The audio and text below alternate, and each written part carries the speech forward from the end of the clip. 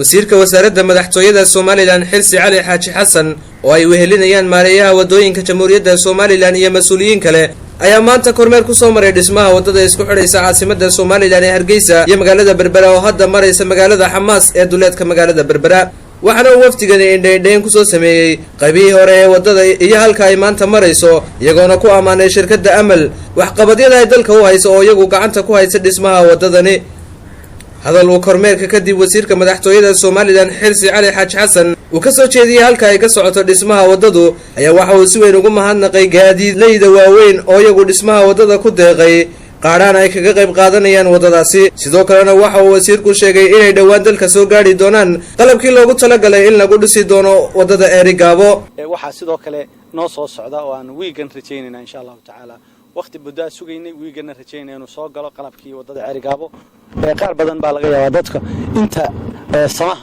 waxa weeye aan badana carabkooda ku badnayn ama waxa weeye horumarka dalka aan waxa weeyaan aad iyo aad ugu soo jeedin dacayadaha ka dhigta waa dhab waa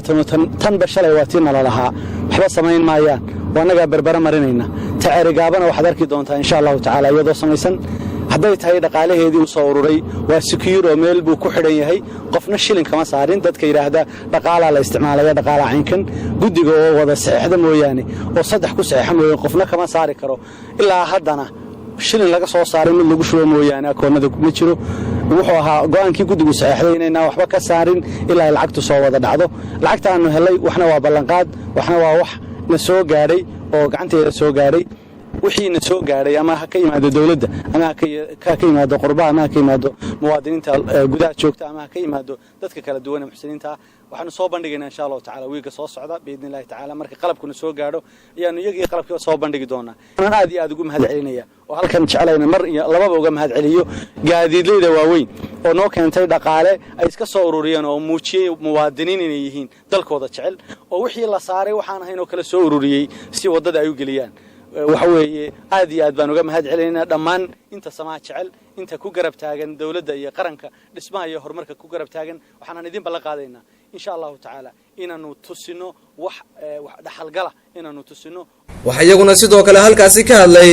maareeyaha wadooyinka Somaliland iyo sidoo kale sarkaal ka socday AU-da oo iyaguna xusay muhiimadda ay jidadku u leeyihiin dalkan Jamhuuriyadda Somaliland iyo in laga wada qayb qaato horumarada kala duwan ee ka socda dalkan Jamhuuriyadda Somaliland ay ugu horeeyaan wadooyinku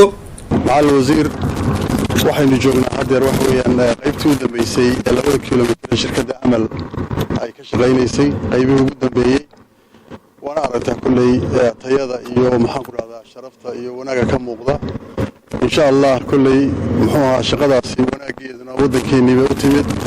ilaahayna ha noo barkeeyo ilaahayna ha nagu ilhaamiyo sida ka wanaagsan sawirka ka wanaagsan inaan uga shaqeyno I'm here to provide some of the early assistance to Somaliland's road sector being provided by the United Kingdom and the European Union. And it is very encouraging to be here at the start of what I see as a new era with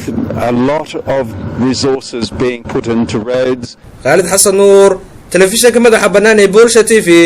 Berbera.